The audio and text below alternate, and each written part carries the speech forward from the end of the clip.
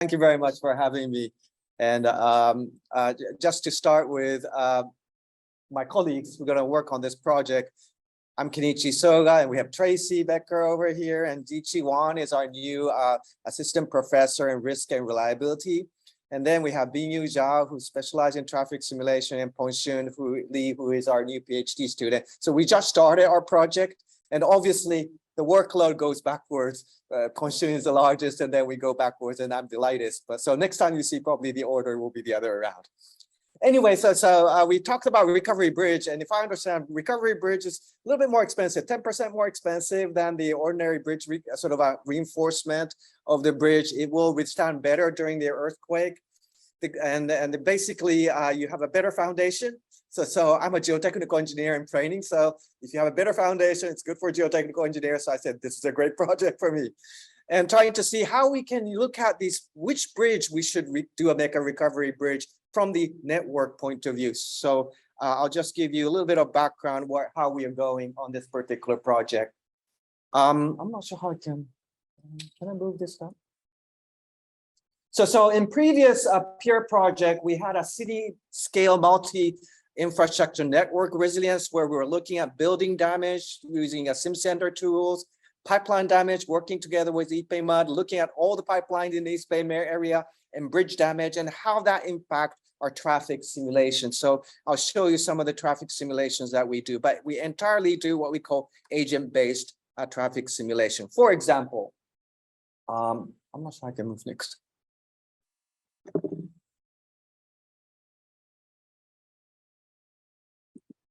Oh, here. So for example, this one is our traffic simulation of the entire area of the Bay Area. There are about 1 million people moving around every day. And let's say if you close the Bay Bridge, how the people will move around the Bay Bridge and what kind of traffic change that you'll have. So these are the sort of agent-based simulations that we do.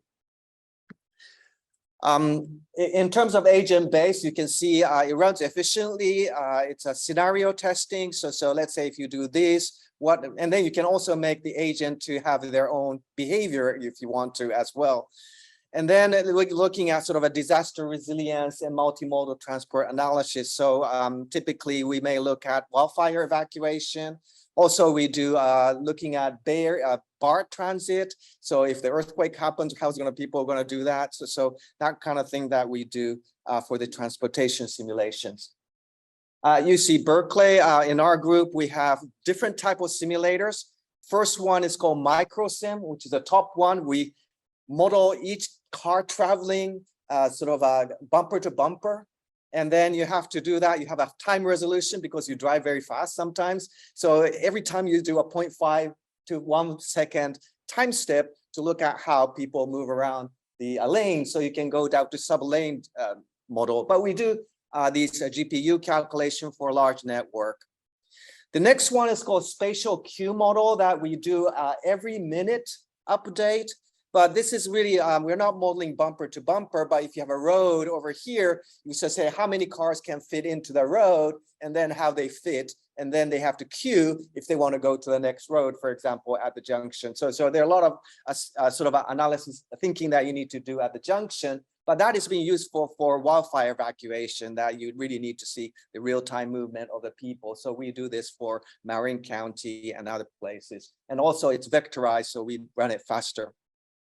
The other one that we use for larger scale is the semi-dynamic model, which is what you shown over here, is that we update every 15 minutes. So that allows you to go much bigger scale in a regional scale, which I'll show you later on. And this is probably the one that we're going to use for this particular project. We also have a transit sim, which is really about sort of subways and metro systems. And now we're trying to combine the subway system as well as the road network. So you can see at different scales that we do in traffic simulation. From the left is a really small scale. It's a Bolinas. If you're a surfer, you know that place. And then you sort of, that particular place is really difficult to evacuate when fire happens. So we look at how people evacuate and what kind of if you have an agent, if you don't have a cell tower or cell connection, what's going to happen? So you can do that kind of simulation. Butte County is one you know very well, the campfire paradise event that we simulated. And then you can see the San Francisco. Also, the bottom, you can see a Berkeley. So we have a class, infrastructure sensing and modeling in our class, one of the class I run. And we let the student think about evacuation from Berkeley Hills.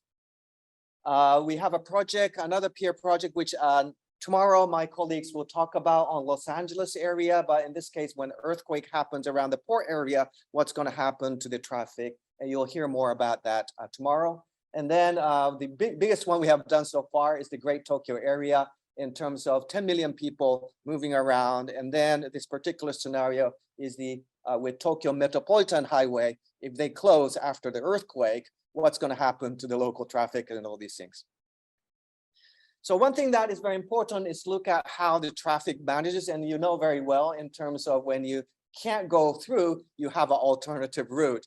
So this is what we do in terms of updating. You have an original origin and destination, you're aiming to go that part, but then every 15 minutes, the agents start to say, okay, I can't go this way, so you turn around and that sort of thing. So we do this simulation updating and then create a traffic congestion through that particular process.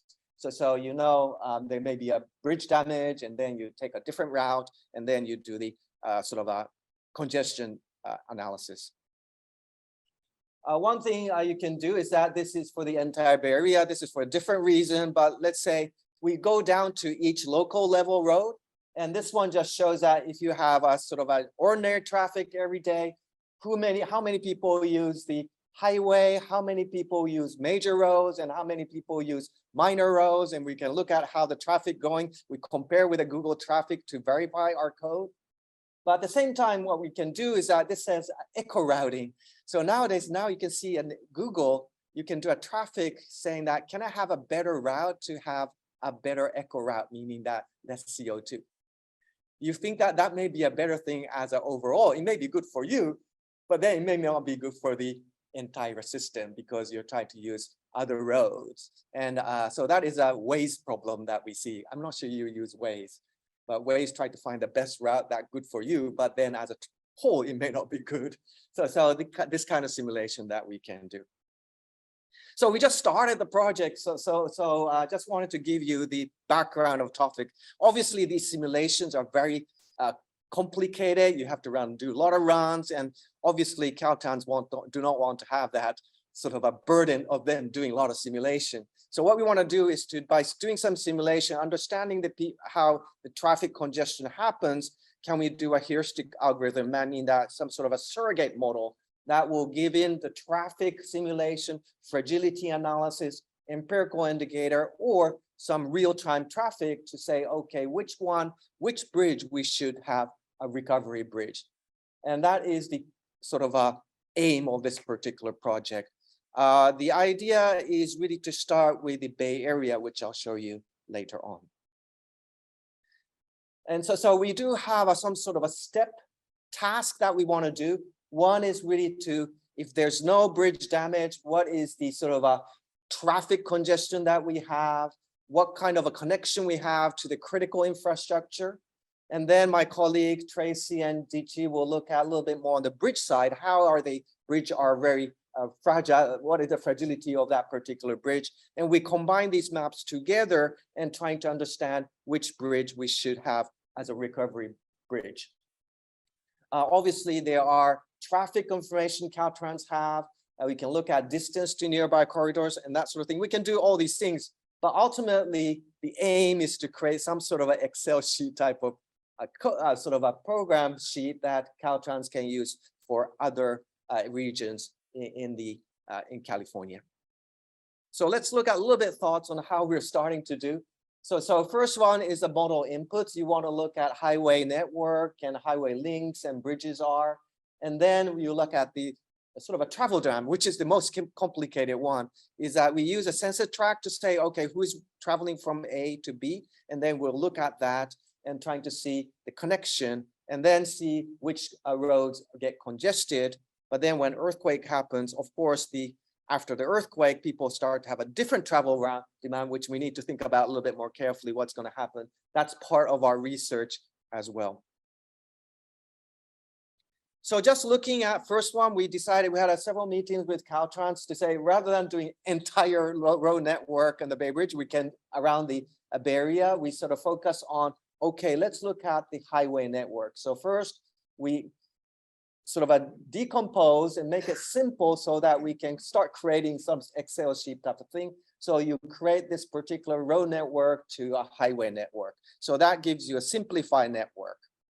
Now, obviously, each sort of Caltrans road will have an on-ramp and off-ramp, which community will go to that particular on and off and go to the Caltrans road and then go to a critical infrastructure. So we need to identify which one is an on-ramp and off-ramp.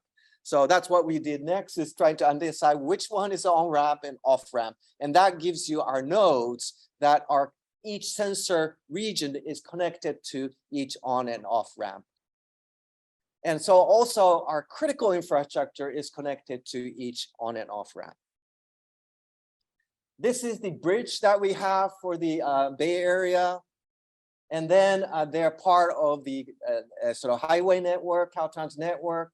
And then on the right is the airport, school, fire station, hospital, which we think are the critical infrastructure. So the first step that we have just done is trying to first link our bridge to the road network, which is OpenStreetMap. I thought that was easy, but that's not easy because bridge and the road are in the same place, but then they're not connected in the Caltrans database. So we're now first connecting our bridge to the road network. And sometimes you have a bridge with two roads, Caltrans roads, one underneath and above. And then how do you connect that bridge to which road is quite complicated. Ultimately, we're trying to create some sort of automatic code identification to make it simple, but eventually it may be manual process. But that is something that we found out, which is interesting. Next one is to connect the facility to the highway network. So now we're connecting each critical infrastructure like hospitals and fire station to the on and off ramp network of the Caltrans road. And then we also do the same for each sensor track. So certain regions that you live over here, maybe you live around here, these people will be connected to different road network to Caltrans. And we also do what we call shortest path. So if you live over here, we will do some calculation of the shortest path to reach to each network. So there's a table how you be connected to the other ones. And then eventually you have this sort of final recovery bridge network trying to see, okay, you have a critical infrastructure, each people living at different location, how do they have access to these critical infrastructure? So that is the aim. Now we can do a lot of simulations to figure out, but then obviously what we want to do is to create a simpler sort of a code that our Caltrans colleagues can use it for different ones. So rather than doing complicated that we can do, the question is that can we create a little bit more surrogate model to make it simple and do the simple analysis. All right, so looking at that, what we're just doing is really first step in our task is to identify corridors in damage-free scenarios. So which roads are very congested, how people travel, and then which bridges are important. And then we'll try to create some sort of surrogate model based on that, which we have some ideas, but we need to think about that carefully. And then we're trying to do a lot of simulation with earthquake scenarios to see whether that surrogate model is working. And if not, we will update the surrogate model. And hopefully the hope is that if we create a surrogate model for general enough, that the Bay Area one will be applied to other areas. But this is something that we need to think about for the future. Okay, so maybe I'm talking too much, but bottom line is that we're creating some sort of a network like what you see on the right. We're trying to see which sort of a corridor, which critical infrastructure are connected to which corridor in the world network. And then if the nodes are the bridges, so these are the bridges. If this node goes down, how can people in this community can reach to this one or not? And that will allow us, is this bridge needs to be sort of a recovery bridge. Obviously, this is traffic sort of a condition assessment, but at the same time, we want to include sort of a bridge assessment, and this is where Tracy and GT will come and trying to see if you have a very liquefied soil, you have more sort of bridges more difficult to handle. So we will figure out this region has more probability of failure on the bridges, so you should have a recovery bridge. So there is a little bit more site condition also affect that we need to overlay. So it's not only the traffic, but also trying to see the geological and site response and how that connected together creates this particular recovery bridge. So eventually we want to create a surrogate model, and then we'll try more complicated simulation to see whether that surrogate model is working or not. So we just started 3 weeks ago, so that's what I can say at the moment, but hopefully you get the idea. So the 3-step is that we'll do simulation, creates a heuristic model, and we do validation. It's an agent-based model to showcase how the simulation is done. And the really next step currently is really to identify the corridors for the traffic and also for the bridges. That's all I have. Thank you very much. Any questions? Yeah, good. In a real system, there's a latency of discovery about the associated damage in that system. So I'm trying to understand how your relatively static model with respect to the system, in a real system, when you have all this traffic out there and you have to inform people in real time. Yes. How do you account for that? Because you don't know the status of that system. You may be able to estimate it at the time. You really don't know it until the event occurs. Yes. So how does that get in factor or in your simulation? Yes, so that's a very good question. Like, oh, sorry. So the question is really is that our analysis is a little bit more static and then sort of based on how things done in normal day. Yeah, presumed knowledge. But then if you get more other information, how you would put it. And that is a very important one, especially in terms of, for example, how people will behave. Yes. Under You them. may be relying on a bridge. Yeah. You may, in fact, an hour into the event, discover that bridge is not. Yes. Yeah. So what we're thinking at the moment is how detailed this surrogate model is going to be, and we're thinking having potentially a little bit more of the shortest path with a weighting in the sort of a network from the past study, but then maybe we have to update. And therefore, you get the shortest path from that particular scenario that you may get a real-time information. So it's really the weighting of that. So you can perturb this. Yeah. That's right. Yeah, that's right. So what we're thinking is that in the worst case scenario is that weighting get updated. So that typically this road may be easy to travel, but then if it get congested, you apply different weighting for the shortest path, and therefore you get more time to take. And then we're thinking perhaps that can be done. And that will be needed for any cases, because when you have a recovery bridge, you have a different scenarios. So you have to update that anyway. So, but there are not many real cases. I know there was one case that Richmond Bridge was closed, and my colleagues at LBNL, Jane McFarlane has that data. So we may have to, we'll use that data to check it out. Yeah.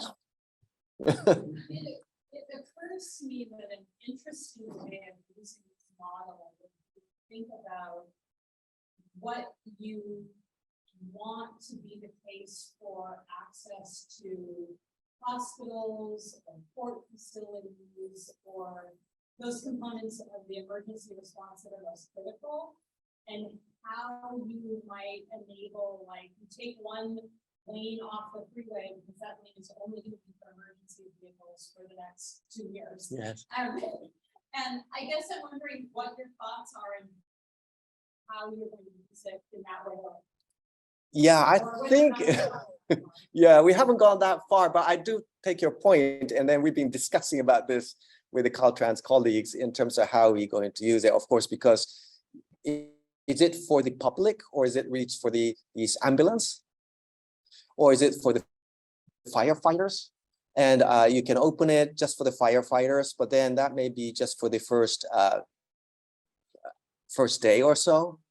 But then once you recover, maybe people start to travel to work. And how is that? So I think different scenarios will give you that different recovery bridge. So that is more on the demand side, how we're going to look at it. And we're discussing it, but then we haven't really sorted out what the targets are. But perhaps the one way is looking at is that it's really about scenario testing, and then eventually saying, okay, this recovery bridge is needed for emergency vehicles. If it's only used for emergency vehicles, this will be recovery bridge needed for the public after recovery bridge period of the earthquake. And then this is very important because people need to work and travel. But that's a good point. Yeah. I think that's a tremendously important point. Otherwise, every bridge will be a recovery bridge. Yes. And then defeat the purpose of the Yes. message. Yes. Yeah, absolutely. And I think what we want to look at also is that you have every community in the California, sort of that particular region. You want to make sure that these community can go to hospital, for example, even by their car or something like that, because maybe there's not enough ambulance. So you as your family member need to take to the hospital, for example. So that kind of stuff is what we need to think about, is that what are the demands and how make sure that you satisfy the demand in a certain way. Well, that would make every bridge a recovery.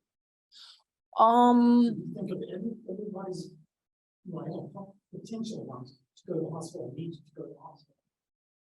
But there may be a different route that you can take. That's showing that it's the purpose of. Yeah, but there may be a different routes that you can take. It doesn't have to be that particular bridge that you use every day is the most important one. As long as you can reach to the hospital, that may not be a necessary recovery bridge. Do you see what I mean? Usually getting medical care is time. Yes, so we will calculate the time taken. Yeah, and that's where the shortest path and waiting becomes very important, because if you have that bridges, and that's critical, if that goes down, it may take 3 hours to go to the hospital in a different route. And that's what this particular simulation will done, is trying to find a different route if necessary, because you're right that every bridge will become a recovery bridge, but that's not what Caltrans can do. Yeah. So what is the priority? So ultimately, we probably have to do some ranking of the bridges in a certain criteria that Caltrans need to decide. Yeah. All we're trying to solve is so complicated, and so guilty for making it even more complicated. But one issue is that for the vast majority of bridges on the highway system, the recovery collapses involve using local level. So as simple as just going off ramp, the back of the on ramp, for the police officer at the intersection, you can actually get tens of thousands of vehicles through that intersection. So there's some bridges which will go down big bridges. It's really hard to get around. Some of them, you may not have the same capacity. You have to be trying to get just jumping on local. Yes. And that makes your job way more complicated. Yes. But it'd be nice if we used to do that locally. I mean, not necessarily do a big route, but all the highways where you have normal overpass. Yes. The vast majority of those, you actually can get around very quickly. Yes. The big goal is to get a truck or freight service. Yeah. So you get maybe to have not just a big operation in a lot, but bypass the Yes. And actually, this has been discussed, actually, because you're absolutely right. And our simulator simulates entire road network. So if you make the bridge down, you can use a local road. It will simulate in that way if you model the entire work. Yeah, one reason that the highways. Yeah. So yeah. So we do that simulation. We can do that simulation, and it does allow us to do that. The question really is that from Caltrans point of view, do you rely on local roads or not? Practice they do, but then they may say, okay, just want to see how robust is my network. So that's why we scale it down for this particular 2 years project. Focus on everything rely on the off and on ramp. And of course, community can go to this off ramp or other on ramp, sorry, on the different network of Caltrans. But you're absolutely right. If I close certain part of the bridge, they can go around the on and off of that particular one. We can do that simulation, but then we discuss about this as a possibility. But at the moment with Caltrans discussion, I think we said, okay, let's focus on the just 100% reliability on the sort of a Caltrans road. Because I think they don't have a control of the local roads. Caltrans cannot. Yeah, yeah. Well, they have as many bridges as we have. Yeah, that's right. That's right. It's an equal amount, it's almost equal amounts of Yeah. bridges on the local network. Yes. Yeah, yeah, yeah. This is a big challenge. Yes. You can say we want to have recovery bridges and ordinary bridges and important bridges, and here's the standards that collapse with the road, right? And everything's no collapse, right? But then how usable is it going to be after an event? Yes. And, you know, that's really it's the districts who own the roads have to tell us these are the important routes for us, and then along that route, those are going to be recovered. Yeah, right? yeah. So it becomes more complicated if you start thinking about local roads. We want to do it. No, because we want to go exactly what you want to go. But then, of course, I think what we want to do first is to make sure that we have a reliable Caltrans system. Kenichi, there's one question. Yes. One more question from online. Farzin, you want to go ahead? Yes, thank you so much. It was a beautiful presentation. I very much enjoyed the questions that folks are asking. I have a solution, which I think it might work at the philosophical level, and it's up to you how you want to take my comments, please, in order to bring it to your research. Earthquake waves are really dependent on the region, location, soil, and everything. And that's why we have all the bells and whistles in ground motion modeling. But when it comes to people's behavior to stressors, I think that we can learn from other disasters that has happened around the globe and how people have behaved in order to get to the hospitals and go through the rerouting and everything. You can use that information to train the behavior model in your network that it can produce, move away from that static conversation, that the discussion about the staticness of the model that is being based on the normal behavior of people and not having that stress in the model. I don't know if I'm very much coming back to the question that the first person asked, and you said that the model is based on what people behave in a normal setting. Maybe we can learn from other disasters that has happened around the globe, and you can train the model that includes how people behave in disaster. Because I think that conceptually there is some similarity between how a person in Japan behaves in an earthquake or in a flood or in a fire compared to an earthquake happening in California. Yeah, thank you very much for that. So yeah, this is a very important part. And the only thing that currently we're working on to see that is 2013 Tokyo, East Tokyo earthquake, the Tohoku earthquake, because Tokyo was totally closed at that particular day. And then people had to use that particular city without the expressway. And so we have a little bit of information of that.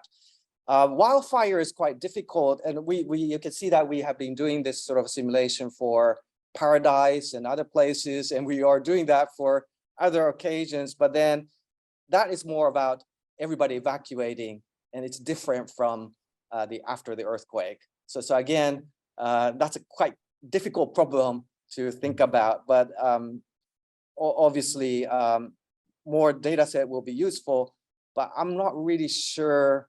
We need to figure out, we have to be very careful of what kind of natural disaster and what scenario people are evacuating, and then trying to see how we can use that data set for this particular purpose.